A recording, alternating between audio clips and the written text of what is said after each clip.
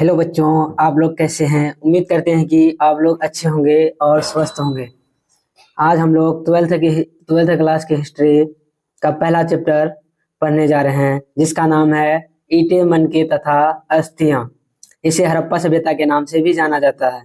यह चैप्टर बहुत ही इम्पोर्टेंट है। इससे कम 20 से 25 नंबर का क्वेश्चन पूछा जाता है, ऑब्जेक्टिव और सब्जेक्टिव मिलाकर।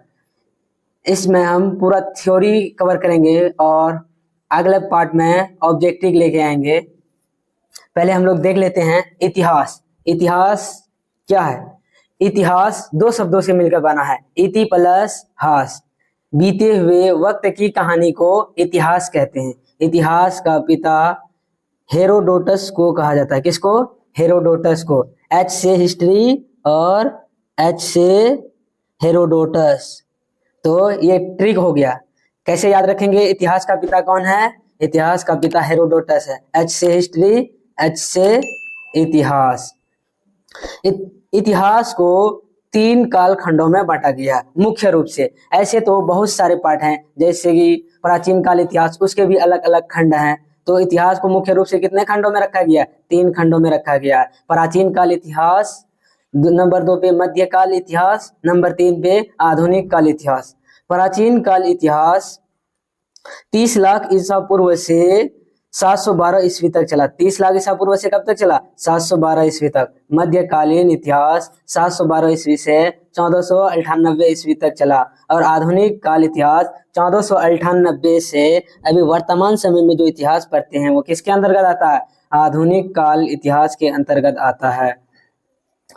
प्राचीन समय की कहानी को पढ़ने के लिए सबसे पहले हड़प्पा सभ्यता को पढ़ते हैं। हड़प्पा सभ्यता का पुरातत्व।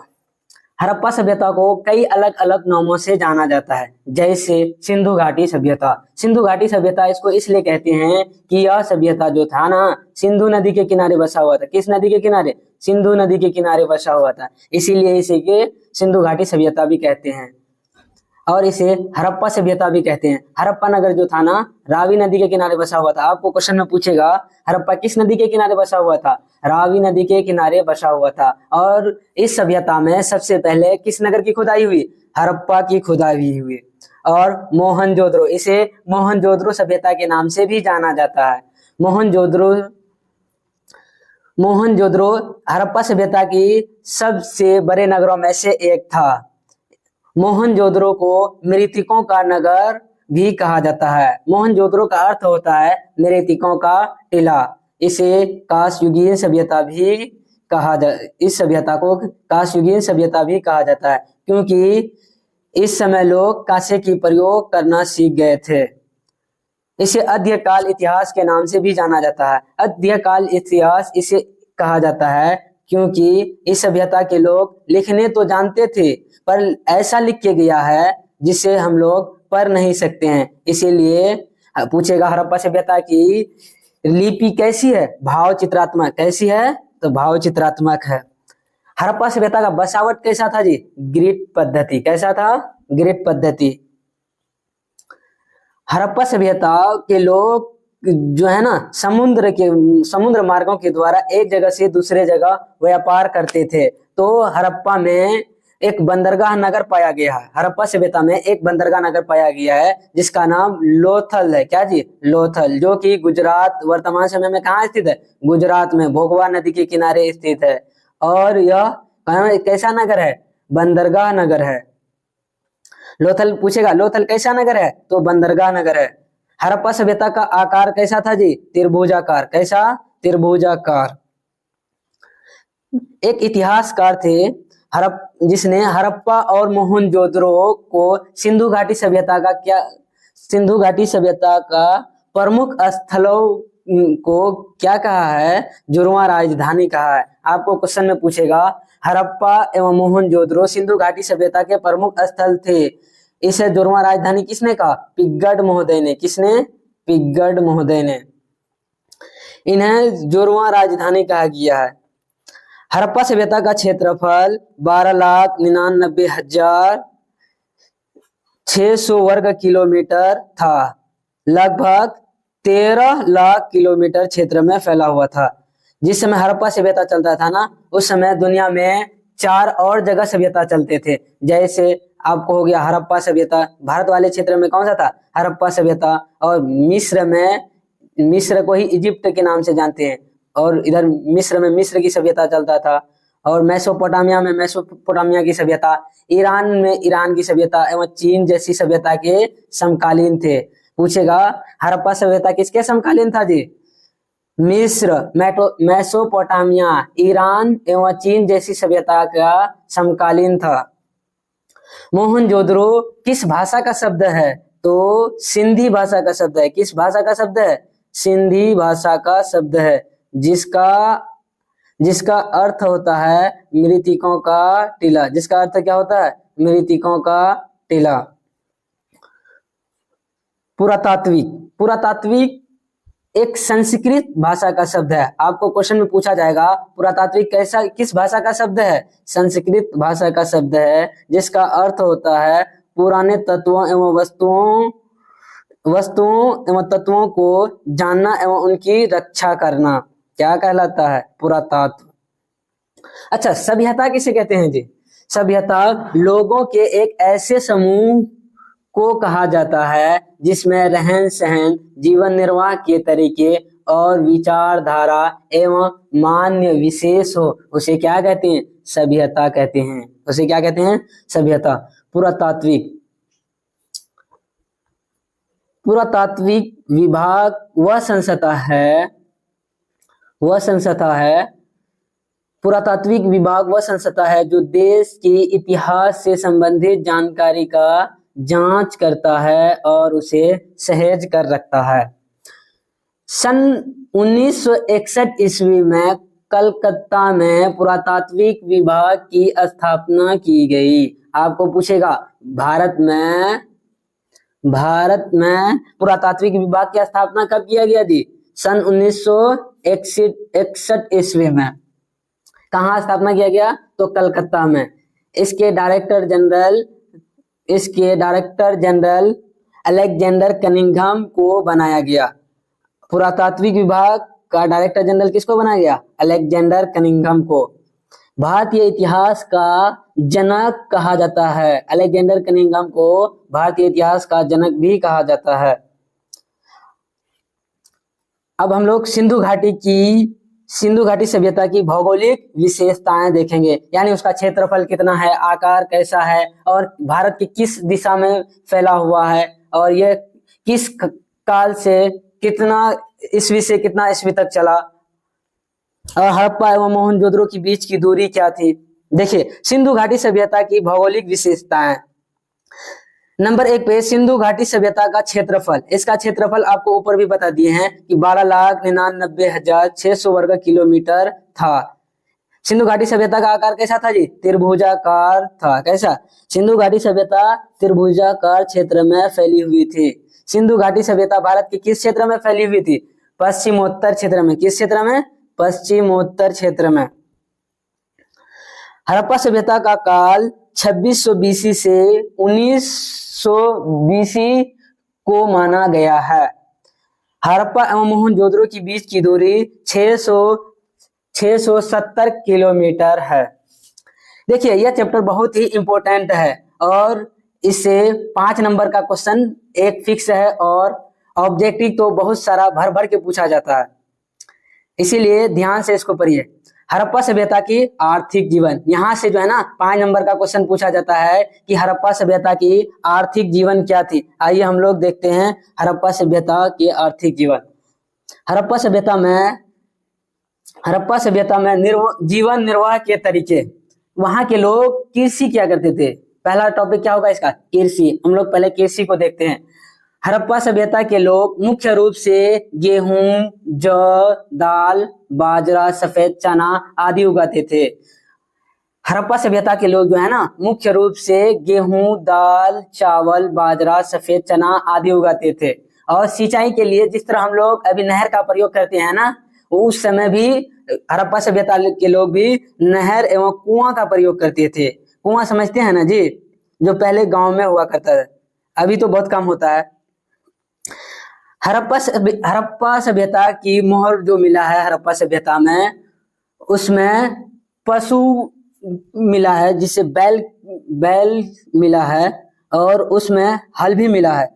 हड़प्पा सभ्यता के मोहरों में कृषभ बैल की जानकारी मिलती है, और इससे अनुमान लगाया जाता है कि हड़प्पा के लोग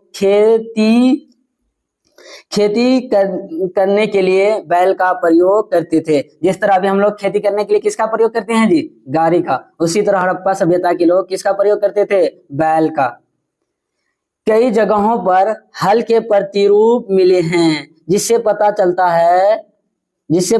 है कि हड़प्पा सभ्यता के लोग खेतों की जुताई हल के द्वारा ही करते थे। हड़प्पा सभ्यता के लोग लकड़ी पत्थर के बने औजारों का प्रयोग फसल काटने के लिए करते थे। जैसे अभी फसल काटने के लिए किसका प्रयोग किया जाता है जी, मशीनों का। पहले के जमाने में मशीन नहीं हुआ करता था, तो लोग पत्थर एवं लकड़ी की औजारों से फसल को काटते थे। हड़प्पा सभ्यता के लोग अपने जीवन गुजारने के लिए पशुपालन भी करते थे। पशुपालन, हड़प्पा सभ्यता के कई स्थलों में से जानवर जैसे भेड़, बकरी, भैंस तथा सुअर जैसे जानवरों की हड्डियां प्राप्त हुई है, जिससे यह पता चलता है कि यह लोग इन जानवरों को पालते थे। कैसे पता चला कि उतना 200,000 साल की बात कि लोग जो पशुओं को पालते थे, हड्डियां जो प्राप्त हुआ है ना, उसी से अनुमान लगाया जाता है कि हड़प्पा स्थल से जानवर की हड्डी मिली है, जैसे बकरी, भैंस, सुअर जैसे जानवरों की हड्डियां जो प्राप्त हुई है। इससे यह पता चलता है कि यह लोग इन जानवरों के क्या करते थे, पालते थे, इन जानवरों को पालते थे। हड़प्पा सभ्यता के लोग शिकारी भी करते थे। शिकारी जानते हैं ना जी, पशुओं को पकड़ के मारना, जैसे मछली मारना, पक्षी मारना जंगलों में घूम घूम कर। तो हड़प्पा सभ्यता के लोग शिकारी भी करते थे। क्या करते थे, शिकारी भी करते थे, अपना जीवन गुजारने के लिए शिकारी भी करते थे। हड़प्पा सभ्यता में मछली, पक्षी एवं जंगली जानवरों की हड्डियां भी मिली है, जिससे अनुमान लगाया जाता है कि हड़प्पा सभ्यता के निवासी जानवरों का मांस खाया करते थे। यानी हड़प्पा सभ्यता के लोग भी कैसे थे, मांसाहारी थे। आपको अभी बताए थे हड़प्पा सभ्यता को मोहनजोदड़ो सभ्यता भी कहा जाता है कि नहीं। यह मोहनजोदड़ो जो है ना, हड़प्पा सभ्यता का सबसे बड़ा नगर था। आइए हम लोग देखते हैं मोहनजोदड़ो हड़प्पा सभ्यता की 2 प्रमुख शहरों में से एक है। इसीलिए पहला शहर हड़प्पा तथा दूसरा शहर मोहनजोदड़ो की विशेषताएं। आइए देखते हैं मोहनजोदड़ो की विशेषताएं। आपको क्वेश्चन में 2 नंबर का क्वेश्चन पूछा जाता है कि हड़प्पा सभ्यता की विशेषताएं बताइए। ये बहुत ही इंपॉर्टेंट है, आप लोग ध्यान से देखिए। हड़प्पा सभ्यता में सबसे मुख्य शहरों में से एक कौन था, मोहनजोदड़ो। हड़प्पा सभ्यता में 2 मुख्य शहर थे, हड़प्पा और मोहनजोदड़ो, जिसे पिग्गट महोदय ने क्या कहा था, जोरवा राजधानी कहा था, है कि नहीं। हड़प्पा सभ्यता की विशेषता पूछेगा तो बताइएगा ना जी। हड़प्पा सभ्यता के मुख्य शहरों में से एक था कौन, मोहनजोदड़ो। यह आधुनिक पाकिस्तान के सिंध प्रांत में कहाँ स्थित है, लरकान जिले में स्थित है। अभी मोहनजोदड़ो जो था वो अभी वर्तमान समय में कहाँ है जी, पाकिस्तान में। आजादी के बाद पाकिस्तान अलग हो गया, तो इसीलिए वो अलग देश बन गया। इससे पहले वो भारत के ही अंतर्गत आते थे। यह आधुनिक पाकिस्तान के सिंध प्रांत में लरकान जिले में स्थित है।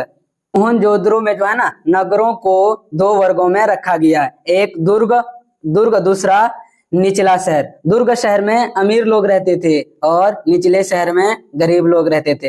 अभी भी आप देखिएगा अपने आसपास के गांव में अमीर लोग महलों में रहते हैं और गरीब लोग झोपड़ी बनाकर रहते हैं। उसी तरह पहले के जमाने में मोहनजोदड़ो के लोग भी जो है ना, जो अमीर थे वो दुर्ग में रहते थे, और जो गरीब लोग थे वो निचले शहर के अंतर्गत आते थे। मोहनजोदड़ो में अन्नागार मिला है, क्या मिला है, अन्नागार, जिसे अनाजगिरी कहा जाता। अनाजगिरी उसे कहते हैं, अनाज रखने का घर को क्या कहते हैं, अनाजगिरी। यह एक बड़े आकार का गोदाम होता था जिसमें अनाज रखा जाता था।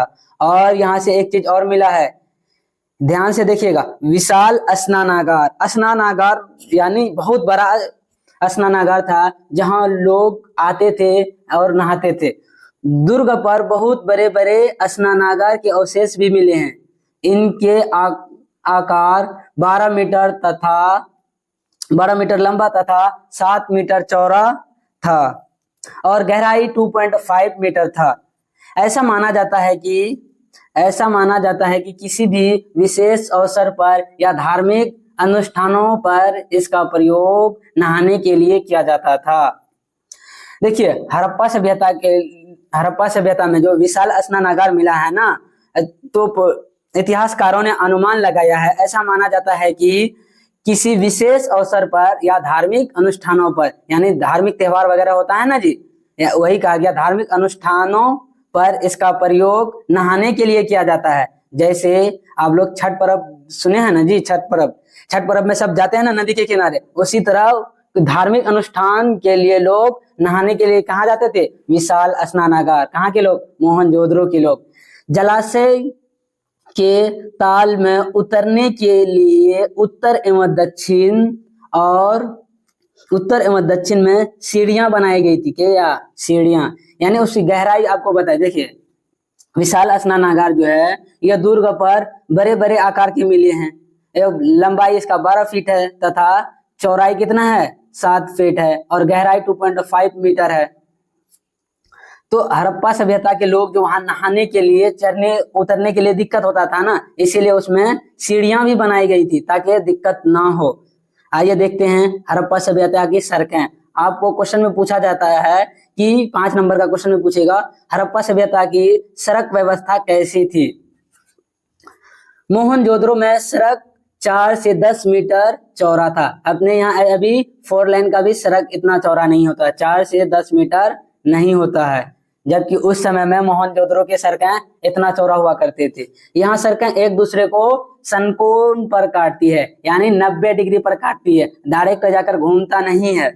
कई इतिहासकारों का मानना है कि सड़कों को इस तरह से बनाया गया था ताकि वहां हवा के द्वारा अपने आप को साफ करें। यानी जैसे आप सुने होंगे पूर्वा पश्चिम हवा चलता है ना जी, उसी हिसाब से सड़कों को बनाया गया था ताकि अगर पूरब से पश्चिम की ओर हवा चलेगा तो इधर का कचरा हवा के जरिए उड़कर उधर चले जाएगा, और उधर का कचरा हवा के जरिए अगर उधर से हवा चलेगा तो उधर का कचरा उड़ के एक साइड हो जाएगा और सड़क साफ रहेगा। जल निकासी की प्रणाली, आपको क्वेश्चन में पूछा जाएगा कि जल निकासी की प्रणाली कैसे थे, हड़प्पा सभ्यता का जल निकासी की प्रणाली कैसा था जी। नियोजित यानी सिस्टम के अनुसार था। नियोजित दुर्ग से नालियां गलियां को निर्माण किया गया था, यानी नियमित रूप से नाली और गलियां का निर्माण किया गया था। नालियां के निर्माण के लिए जिप्सम के गाढ़े का प्रयोग किया गया था। जैसे अभी किसी का हड्डी वगैरह टूट जाता है तो प्लास्टर करने के लिए जिप्सम का प्रयोग किया जाता है ना जी, उसी तरह हड़प्पा सभ्यता के लोग जल निकासी करने के लिए जो नाली बनाए थे उसमें किसका प्रयोग किया था, जिप्सम का प्रयोग आज से नहीं 2100 साल पहले से ही किया जाता है। नालियों को ईंटों से ढका जाता था ताकि कूड़ा करकट से बचा जा सके। देखिए, नाली जो बनाया गया था ना, जिस तरह अभी आप देखे होंगे सड़कों के बीचों बीच नाली रहता है, हड़प्पा सभ्यता के लोग वैसे नाली नहीं बनाते थे, ये सड़कों के साइड में होता था और इसे ऊपर से ढक दिया जाता था ताकि कूड़ा करकट जो है ना उससे बचा रहे, अंदर कुछ घुसे ना और जाके फंसे ना। इसीलिए वर्षा जल निकासी के लिए विशेष प्रबंधन किया गया था।